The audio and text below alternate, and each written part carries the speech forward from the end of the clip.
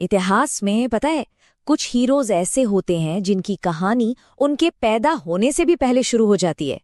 आज हम एक ऐसे ही महान राजा की बात करेंगे। एक ऐसा राजा जिसे बनाया था उथल-पुथल भरे हालातों ने, लगातार संघर्ष ने और एक माँ के फौलादी इरादों ने। तो चलिए सीधे चलते हैं छत्रपति शिवाजी के जन्म के उस दौर में जहां हर तरफ सिर्फ अशांति थी।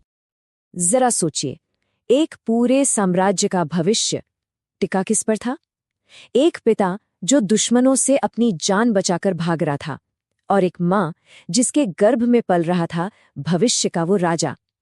शिवाजी के माता पिता शाहजी राजे और जीजाबाई के लिए ये सिर्फ कोई सियासी जंग नहीं थी, ये तो अपने वजूद को बचाने की लड़ाई थी। तो सवाल यही उठता है कि भाई, जब चारों तरफ इतना अंधेरा हो, इतनी अनिश्चितता हो, तो उसके बीच से एक सूरज कैसे निकल सकता है?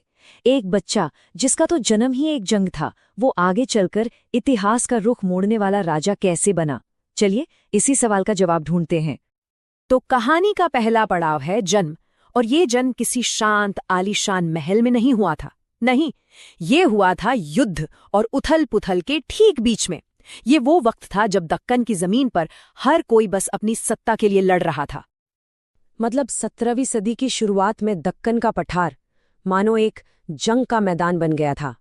शांति का तो नामो निशान नहीं था, बस लगातार लड़ाई, लगातार संघर्ष।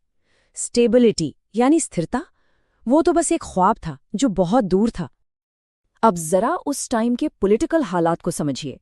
एक तरफ से उत्तर से मुगल बादशाह शाहजहां की एक बहुत बड़ी सेना दक्कन को हड़पने के लिए चले आ रही थी, और दूसरी तरफ बीजापुर के आदिल शाह ने तो शाहजी राजे के अपने शहर पुणे में ही आग लगा दी थी।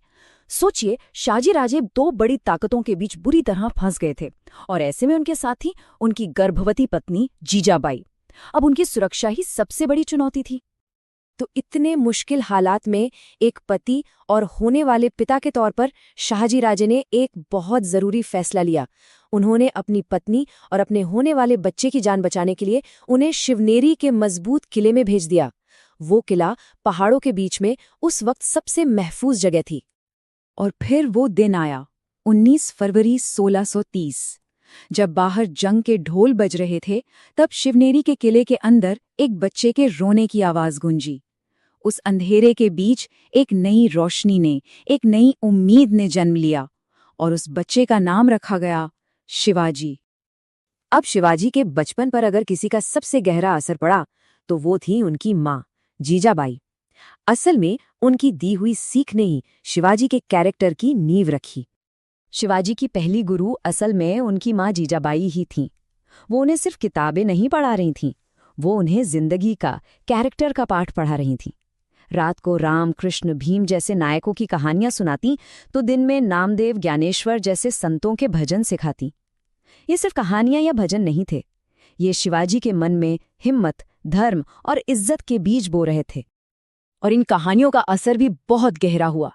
अपने हीरो की बहादुरी के किस्से सुनकर छोटे शिवाजी के मन में भी यही इच्छा जागती थी कि वो भी बड़े होकर उन्हीं की तरह बहादुर बनेंगे।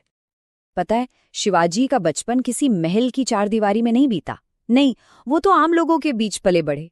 वो गरीब बच्चों के साथ खेलते थे, उन्हीं के साथ बैठकर प्याज रोटी खाते थे और साथ मिलकर मिट्टी के छोटे छोटे किले बनाते थे। शायद उन्हें उस वक्त इसका अंदाजा नहीं था, पर यही खेलकूद उनकी पहली ट्रेनिंग थी, जो उन्हें भविष्य का एक बेहतरीन स्ट्रैटेजिस्ट और जनता का राजा बना रही थी। तो एक तरफ जहां शिवाजी का बचपन संवर रहा था, वहीं दूसरी तरफ उनके पिता शाहजी राजे एक बहुत बड़ी सियासी जंग लड़ रहे थे, और उनके इस स्ट्रगल का असर भी शिवाजी के भविष्य पर बहुत गहरा पड़ने वाला था। शाहजी राजे को ना बार बार धोखे का सामना करना पड़ा। पहले तो उन्होंने निजाम शाही का साथ तब छोड़ा जब निजाम शाह के ही इशारे पर उनके ससुर का भरे दरबार में कत्ल कर दिया गया। फिर उन्होंने मुगलों का दामन थामा, तो उन्होंने भी पीठ में छुरा घोंप दिया। इससे एक बात तो साफ थी, शाहजी राजे नाइंसाफी के आगे सिर झुकाने वालों में से नहीं थे, चाहे इसकी कोई भी कीमत चुकानी पड़े। तो इन बार बार के धोखों से तंग आकर शाहजी राजे ने तय कर लिया। उन्होंने सोचा कि अगर कोई और न्याय नहीं करेगा तो वो अपना न्याय खुद करेंगे, और उन्होंने एक ऐसा ऑडेशियस, एक ऐसा साहसी कदम उठाया जिसकी किसी ने कल्पना तक नहीं की थी। उन्होंने एक बिल्कुल नई, एक आजाद निजाम शाही बनाने की ठान ली। उनका प्लान बहुत हिम्मत वाला था। देखिए उन्होंने क्या किया। निजाम के ही खानदान से एक बच्चे को ढूंढा, उसे नया निजाम शाह बना दिया और फिर गोदावरी और नीरा नदियों के बीच एक नए राज्य की नींव डाल दी। ये सिर्फ एक बगावत नहीं थी, ये तो मुगलों और आदिल शाही दोनों बड़ी सल्तनतों को खुली चुनौती थी। अब इतनी बड़ी बड़ी सेनाओं से सीधे लड़ना तो मुश्किल था, तो शाहजी राजे ने एक बहुत ही चालाक टैक्टिक अपनाई, जिसे हम कहते हैं गुरिल्ला वॉरफेयर। मतलब उनकी छोटी छोटी टुकड़ियां अचानक हमला करती, दुश्मन को कंफ्यूज करती और फिर गायब हो जाती। और हाँ, ये वही टैक्टिक थी जिसे आगे चलकर उनके बेटे शिवाजी ने परफेक्ट किया।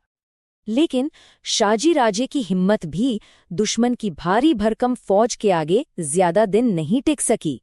1636 में उन्हें मजबूरन एक शांति समझौता साइन करना पड़ा। कागज पर देखे तो ये एक हार थी, लेकिन असल में इसने एक ऐसी चिंगारी भड़का दी थी जिसे बुझाना नामुमकिन था। और पता है, यही शाहजी राजे की असली जीत थी। भले ही वो एक राज्य नहीं बना पाए, पर उन्होंने मराठा लोगों के दिल में एक नया भरोसा जगा दिया। ये यकीन दिलाया कि हाँ, हम भी लड़ सकते हैं, हम भी जीत सकते हैं। उन्होंने एक तरह से वो जमीन तैयार कर दी थी जिस पर शिवाजी को स्वराज्य का महल खड़ा करना था। तो चलिए अब इन सारी बातों को जोड़कर देखते हैं। ये सारे शुरुआती तजुर्बे, ये सारी मुश्किलें, ये सब मिलकर भविष्य के एक महान साम्राज्य यानी स्वराज्य की नींव कैसे बनी। शिवाजी का शुरुआती बचपन तो बस भाग दौड़ में ही गुजरा, एक किले से दूसरे किले, और वो जहां भी जाते अपने पिता की बहादुरी और बगावत के किस्से सुनते। जिंदगी में थोड़ी बहुत स्थिरता तो उन्हें तब मिली जब वो बाद में कर्नाटक में अपने पिता से जाकर मिले। वहां दक्षिण में आदिल शाही की तरफ से लड़ते हुए शाहजी राजे ने अपनी ताकत का लोहा मनवा लिया था। उन्हें इनाम में बेंगलोर की जागीर मिली और उन्होंने उसे अपना नया हेडक्वार्टर बना लिया। वहां वो अब सिर्फ एक सरदार नहीं थे, बल्कि एक ताकतवर शासक बन चुके थे। तो आखिर एक महान राजा बनता कैसे है? 3 चीजों से। पहला, मुश्किल हालात जो उसे चट्टान जैसा मजबूर बना देते हैं। दूसरा, एक माँ की दी हुई सीख जो उसकी नैतिकता की बुनियाद बनती है। और तीसरा, एक पिता का उदाहरण जो उसे नाइंसाफी के खिलाफ आवाज उठाना सिखाता है। तो अंत में सवाल वही रहता है, कैसे एक बच्चे का उथल-पुथल भरा बचपन एक पूरे साम्राज्य की बुनियाद बन गया। ये कहानी हमें बस एक ही बात याद दिलाती है कि महानता अक्सर आरामदायक महलों में नहीं, बल्कि मुश्किल तूफानों के बीच ही पैदा होती है।